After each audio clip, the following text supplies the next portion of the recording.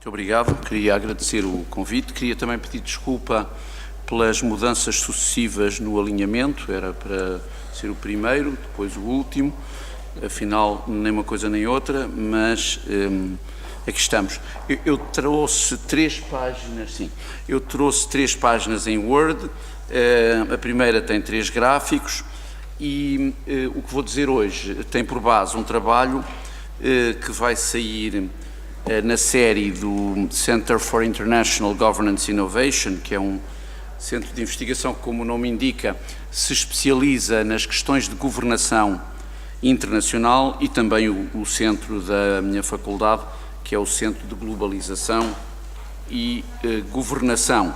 É lá que está aquele autor que era coautor de um trabalho que foi apresentado aqui há bocado e que está atualmente com base no FMI, João Jales. Portanto, o que eu vou aqui dizer é um bocado enquadrar o problema da união financeira no futuro, como se pode dizer, no futuro da União Europeia e na sua relação difícil com a zona do euro. E, portanto, para isso, penso que um aspecto que é muitas vezes esquecido é o aspecto das reformas.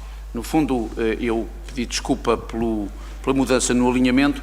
Tecnicamente, isto chama-se o sequencing das políticas, a ordem na qual se decidem as reformas, e há evidência empírica muito clara no sentido de mostrar que isso não é indiferente. A ordem das políticas pode ser uma ordem que dê resultado, bom ou mau, ou pode até ter o efeito contrário se a sequência não é respeitada. E, portanto, a maneira como se concebe um conjunto de políticas e depois como se executa tem uma importância muito grande, que nem sempre é devidamente ponderada, mas, por exemplo, num trabalho do livro que vai ser lançado daqui a bocado, a Annette Bongard e Francisco Torres falam da sustentabilidade da União Económica e Monetária, e precisamente o critério de sustentabilidade tem a ver com as reformas estruturais, e há bastantes trabalhos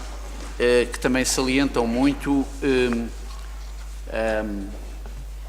a propriedade dessas reformas, o chamado ownership. Isto é assim na teoria do desenvolvimento económico, mas é também assim em tudo o que tem a ver com governação internacional, a partir do momento em que os países pensam, ou as sociedades, que se está a impor um conjunto de reformas, o efeito é menos favorável. Portanto, há uma série de esquemas de governação internacional, umas são inovadoras, outras estão a fazer as suas provas, mas que envolvem, portanto, medidas dessa propriedade, medidas da qualidade do pacote de reformas, e isso vai por nome de benchmarking ou apreciação pelos pares. E para compreenderem a abordagem que estou a ter aqui, que é a abordagem da experiência europeia como uma experiência positiva de interação entre a globalização e a governação, é uma resposta à globalização, criar níveis de governação que não são comuns, porque, na verdade, o que acontece em grandes países é que é um país único, no caso dos Estados Unidos, da Rússia, da China, de outros países, a Índia, e não é o caso da Europa. Portanto, está a ver que até há um país que decidiu sair e que não se está a perspectivar uma guerra civil. E então aí a questão é que a apreciação pelos pares é uma coisa que até agora se pensava que era próprio dos países mais desenvolvidos. A OCDE faz isso metodicamente em cada uma das áreas, compara as políticas, diz a que está melhor, diz a que está pior. Na União Europeia isso faz-se obrigatoriamente, através da chamada chamava-se a Agenda de Lisboa, tem continuado a ter nomes diferentes, mas envolve de facto a comparação de políticas minuciosas dos Estados-membros, e no caso do euro é até obrigatório, não em muitos dos casos, portanto é uma obrigação, mas envolve também essa apreciação pelos pares. Uma das questões que torna difícil a situação atual na Europa, que é uma economia muito aberta, é que essa apreciação pelos pares verifica-se nos países desenvolvidos, verifica-se nos países menos desenvolvidos, particularmente em África, há o sistema de apreciação pelos pares africano, e os países do meio, os BRICS, que têm uma importância extrema no futuro geopolítico da própria Europa, aí isso não acontece. Portanto, há vários trabalhos que estão citados nestes textos que eu vos disse aqui e que eu quero só evocar para dar o enquadramento. A abordagem que tenho neste trabalho é claramente interdisciplinar, tem a dimensão económica, a dimensão de ciência política de que falei esta manhã, a dimensão jurídica, particularmente porque entendo que a contribuição dos Parlamentos Nacionais e da sua interação com o Parlamento Europeu é bastante determinante do sucesso das análises que se fazem, e neste momento há um precedente que tem lugar em Harvard pela terceira vez, chamado Political Economy of International Finance, em que justamente esses três aspectos estão ligados, como no fundo se verifica nesta conferência. É interessante acrescentar a isso a antropologia. Curiosamente, há um trabalho que tenta encontrar as evidências do pensamento chamado de grupo ou tribal. O título do livro recente é The Silo Effect, The Peril of Expertise and the Promise of Breaking Down Barriers. Certa crítica aos economistas, nem sempre justificada, mas é de uma antropóloga, da Gillian Tett.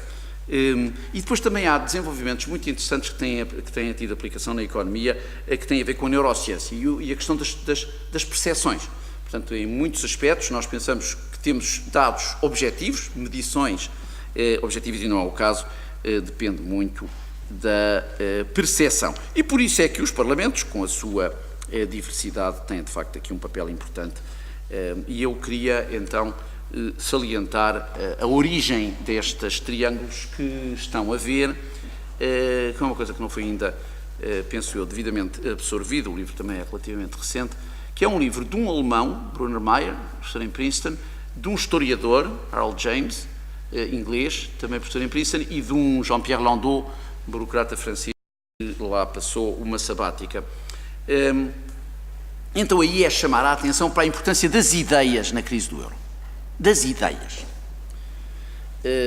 A maneira como veem isso, que é curiosa, é que há dois fantasmas em Maastricht, portanto, um é francês ou latino, o outro é alemão ou teutónico, conseguiram entender-se naquela altura, mas quando se desentendem temos um grande problema.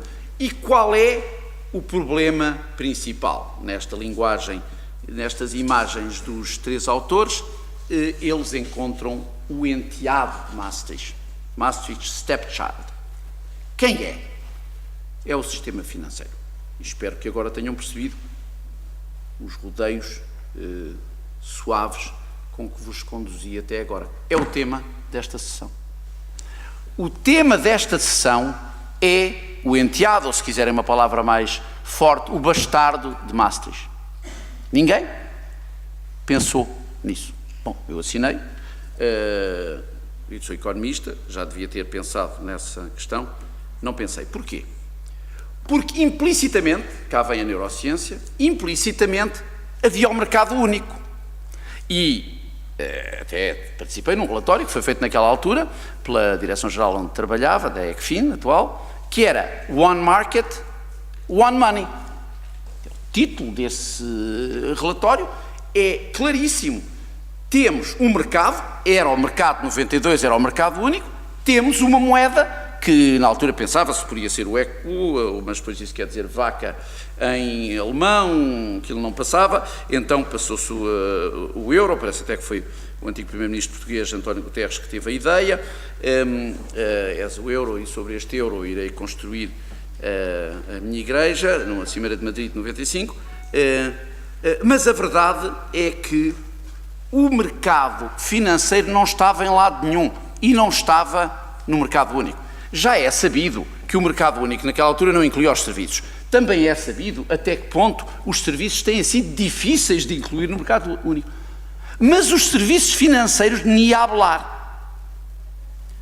E, portanto, é de facto um enteado. É de facto um enteado. Há um problema. Havia uma direção-geral A e A que tem a ver com os serviços financeiros, e essa direção-geral, não quero aqui ser primário, mas essa direção-geral basicamente tinha a ver com a Citi, e havia ali quase um entendimento de que qui non si toca. Quer dizer, a Direção-Geral de Economia e Finanças não tratava das questões do mercado financeiro. E continua a não tratar. Portanto, a ideia de que houve uma espécie de miopia voluntária, institucional, relativamente às questões financeiras, é de facto um aspecto que eu acho que se tem que referir. Porque, cá está, ninguém era responsável. E num sítio altamente complexo de governação internacional, haver qualquer coisa que escapa ao radar não é bom.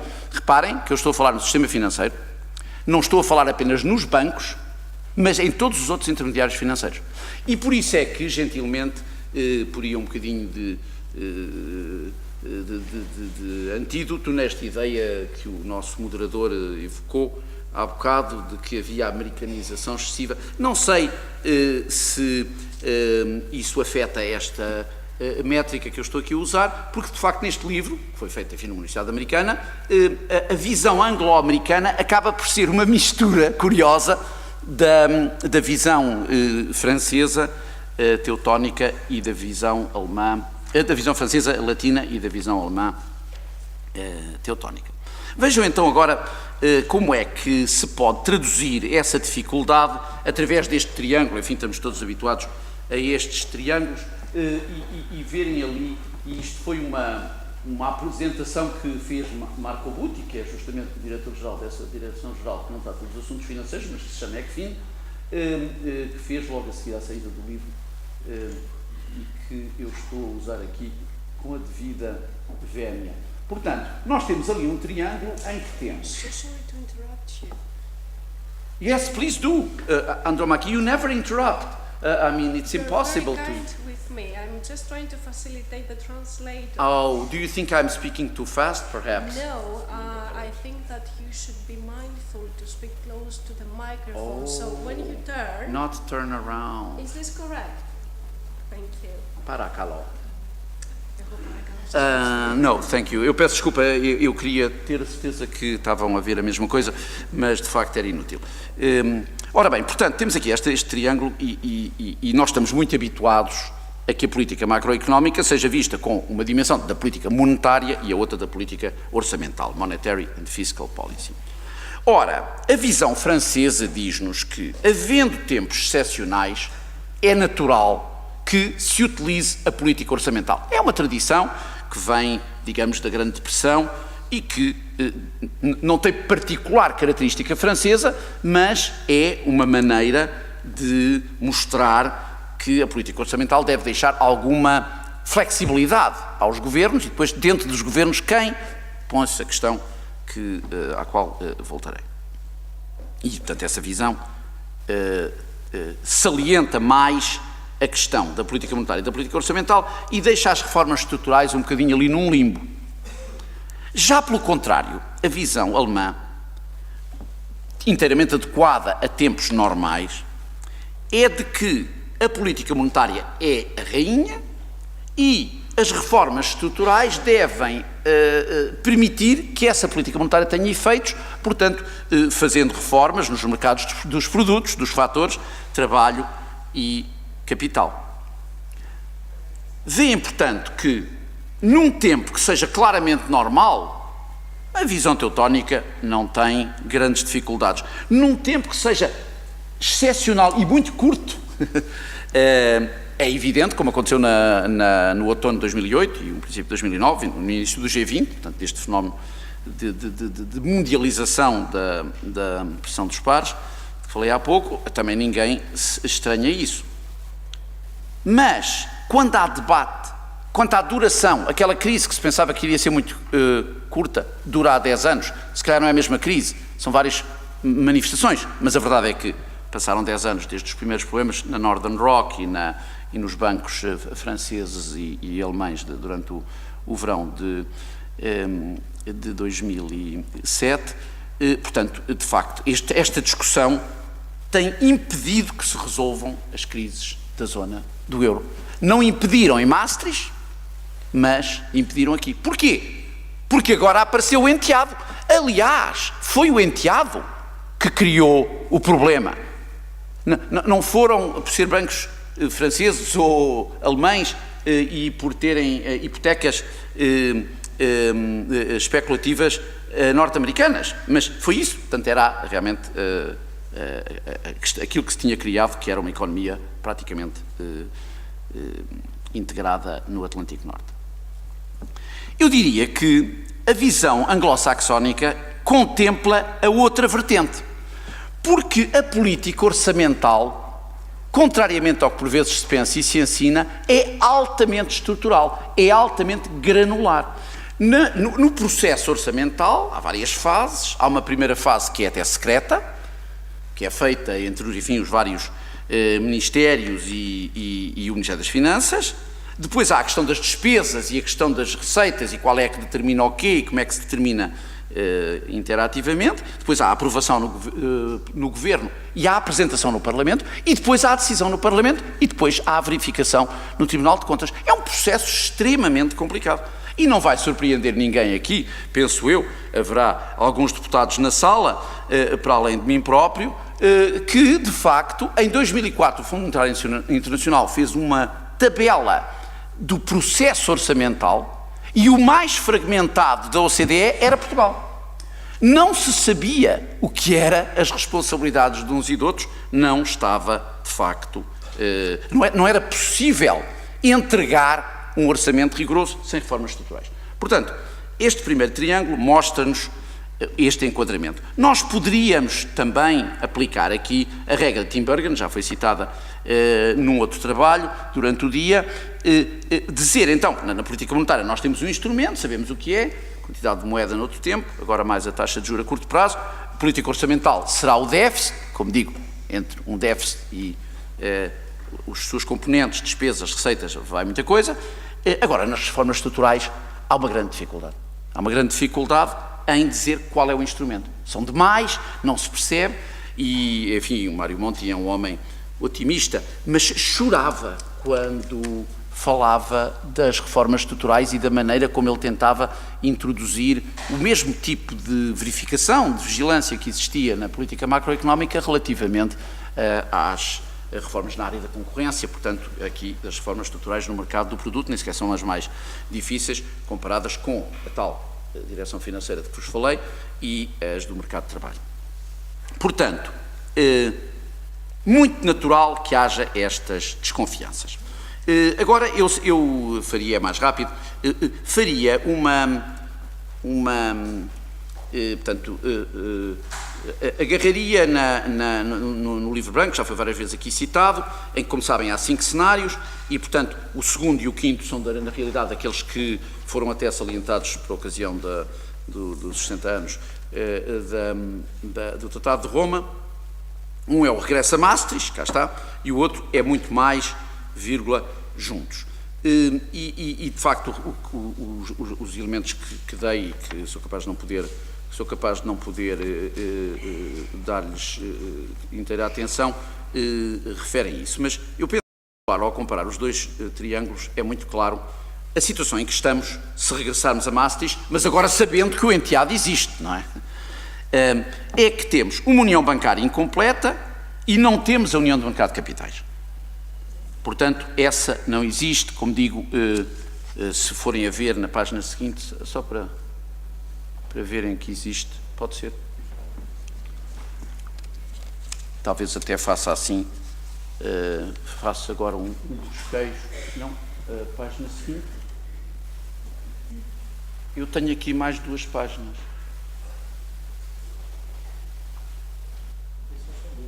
Bem, então vou ter que pedir mais de uma vez desculpa e olhem, sei lá vi, é que estavam aqui, portanto, as várias questões da visão francesa, a visão alemã, solidariedade, disciplina e as subcategorias todas.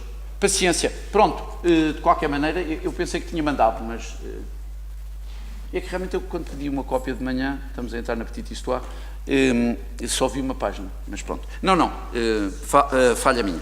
De qualquer maneira, como digo, União Bancária incompleta e sem União de Mercado de Capitais no cenário regressa a Maastricht, mecanismos de vigilância assimétricos, porque um credor e um devedor têm obrigações completamente diferentes, há um procedimento das desequilíbrios macroeconómicos que está lá marcado o excedente da conta corrente, mas que não se aplica.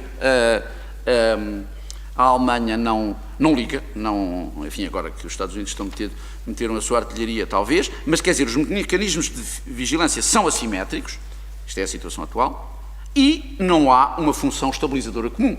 Portanto, isto é o lado, digamos, incompleto do regresso a Maastricht, que teria graves dificuldades, e a mais pequena não é a situação de governação espartilhada entre o que é a União Europeia e o que é zona euro, que não estava prevista, mais uma vez, em Maastricht. Em Maastricht pensava-se que haveria, uns demorariam mais tempo, se calhar a Inglaterra tinha que ser convencida, mas tinha-se aderido ao sistema monetário europeu durante um tempo, tinha até sido o único país a dificultar a entrada de Portugal, mas isso é a Petite Histoire, e o que levou alguns no Parlamento a dizer que era outra vez o 1890, já não se lembra, não era nascido, mas pronto. Mas faço anos no mesmo dia. Então pronto, olha, cá está, exatamente. Do mesmo dia do 1890. Pois, data bonita. Só que a gente esqueceu-se, já foi há tanto tempo que se pensou que já não se falia mais. Enfim, portanto, a nova síntese política é esta. Chama-se União Económica, Financeira e Orçamental. Financial, Fiscal and Economic Union. E então, qual é este equilíbrio que vem aqui? Na União Financeira, queremos prever o risco. Portanto, antecipar, isso é claramente compatível com a visão alemã. Mas também partilha. Portanto, esta ligação só será possível se houver a União Bancária completa e a União de Mercado de Capitais. Então, nessa altura, temos a União Financeira. Na União Orçamental, queremos, certamente, orçamentos sólidos, portanto, uma credibilidade do processo orçamental, como disse há pouco, isso em Portugal surgiu mais tarde do que em muitos outros países, e então uma capacidade orçamental a nível da União, que deixa de ser um problema, na medida em que, como digo, há já uma distribuição de competências muito clara. Mas onde eu acho que talvez valha a pena só ponderarmos um bocadinho o modo de voltar a um acordo entre os dois fantasmas de Maastricht, o teutónico e o latino, é nesta questão da convergência. E a maneira como o Buti lhe chama é interessante em si. Código de convergência. E, portanto, há, por um lado, reformas, mas, por outro lado, há incentivo.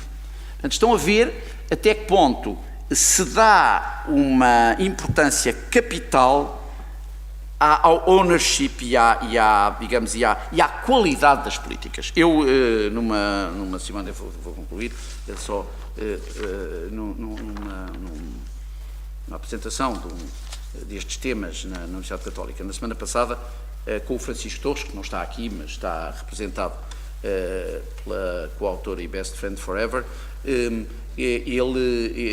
debatemos isto e ele falava muito no problema das reformas estruturais com austeridade. E de facto, aí não há ownership. Mas algum trabalho que tenho feito sobre a complementaridade das políticas, que se prende com aquele ponto que eu fiz no início, sobre a sequência, a verdade é que, às vezes, só se fazem reformas estruturais quando é preciso. Não devia ser assim. Devia haver, cá está, constituências, no sentido de melhorar a qualidade da política, tal como há a reabilitação urbana e outro tipo ou ambiental, outro tipo de reformas totais. Devia ser. E os parlamentos deviam estar envolvidos e, como digo, quando fui Presidente da Comissão de Assuntos Europeus, houve uma série de medidas que foram até tomadas quase unanimemente. Havia um partido cujo nome agora não me ocorre, que tinha instruções para votar à última hora, mas na Comissão votava a favor, só que depois chegava só por um lado, não, pronto, o chefe mandou, temos que votar contra. Mas, portanto, este trabalho envolvendo os parlamentos no sentido de criar melhor qualidade de reformas parece-me importante. E, no entanto, a verdade é que as reformas, muitas das reformas que foram feitas, tiveram que ser feitas tarde e a más horas. Portanto, aquela ideia de que se devem fazer nos tempos bons, que é um cânon da teoria da política económica, o caso da zona euro mostra que, de facto, fazem-se as reformas e logo que as coisas melhoram, e alguém falou nisto esta manhã, alguém fez este ponto que eu penso que é inteiramente correto, não só se fazem quando há crise, mas logo que deixa de haver crise, rapidamente se revertem, vão perdoar que eu use esta expressão. E, portanto, nesse sentido, este desafio da zona euro em termos de governação internacional, que é a ótica que eu adotei, dá-nos muitas lições para outros países que não estão ligados como estão os países da zona euro, mas em que a comparação dos níveis de política e dos níveis de reforma acaba por ser determinante. E, portanto, digamos, a lição final é que se as políticas, as reformas forem só feitas debaixo de pressão, não terão a mesma qualidade. Mas se calhar é melhor fazê-las debaixo de pressão do que não as fazer de todo. E, portanto, aqui está então o tal supé do primeiro triângulo, que eram as reformas estruturais, e que acaba por ter uma ligação entre a visão mais alemã e a visão mais anglo-saxónica, sendo certo que, em tempos excepcionais, eu penso que todos somos franceses. E isto não é alusão a acontecimentos recentes naquele país. Muito obrigado.